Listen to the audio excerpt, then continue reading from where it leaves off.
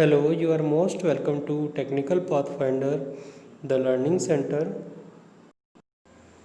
Some more MCQs are solved in this section from response of previous year PSUs of electrical engineering. First question in this section is from load flow.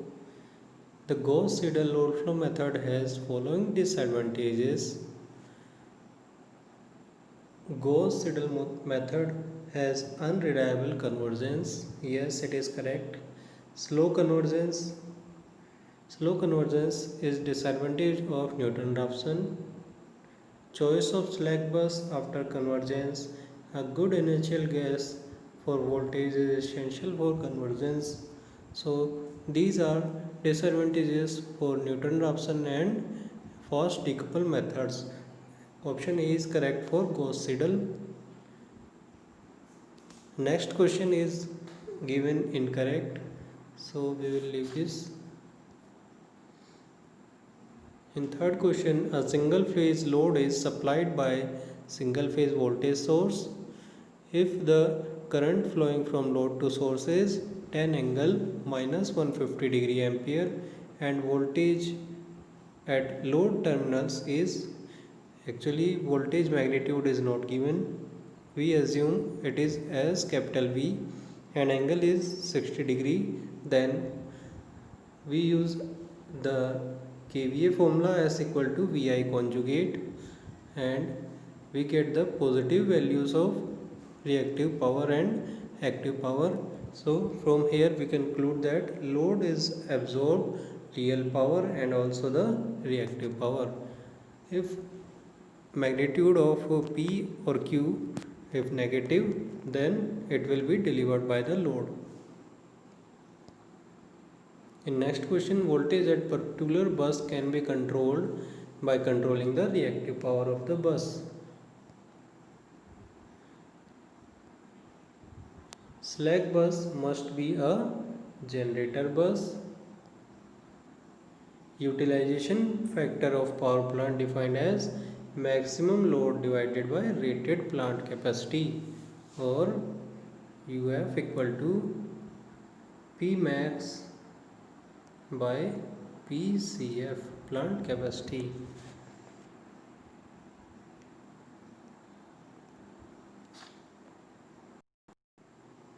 Function of regional load dispatch centers RLDC is or are system operation and control including interstate or inter-regional transfer of power, scheduling of generation, metering and data collection, compilation of system operating data. So all functions are regional load dispatch centers doing. In now next question, we have to find the load factor and capacity factor. The time and load in that time is given in the table. So load factor is average power by maximum power. Average power can be determined 5 hours in morning, 20 megawatt load is delivered. After that 4 hours 40 megawatt is delivered. From 9 to 6 80 megawatt is delivered. After that 4 hours 100 megawatt, it is the maximum power is delivered at this time. And for 10 pm to 12 am 20 megawatt is delivered. So average power is equal to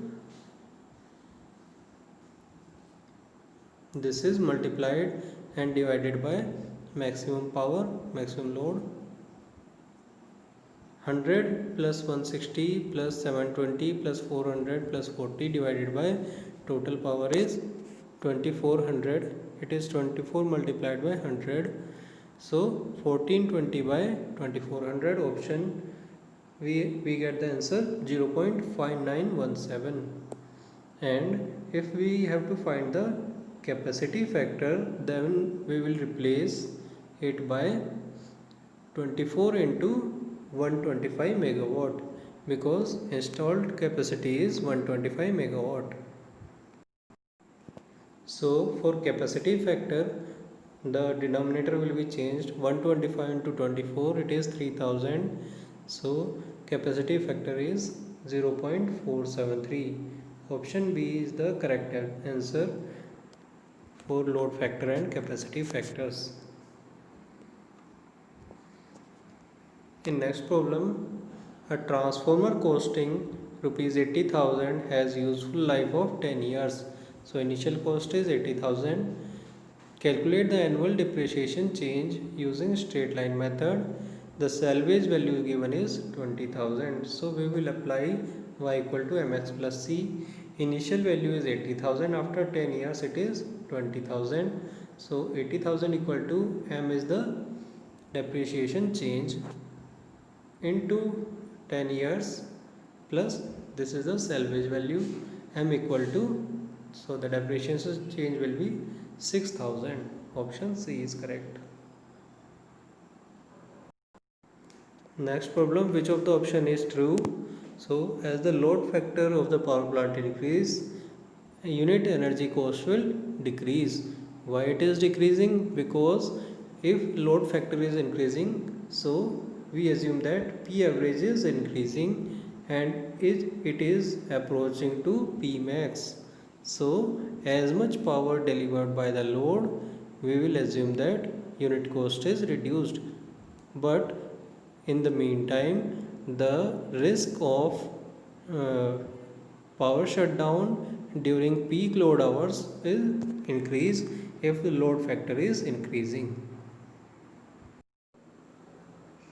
That's all in this session. We will take some more problems in next videos, and if anyone have some doubts then ask in comment section. I will try to rectify it. Thanks for watching. Stay connected and keep practicing.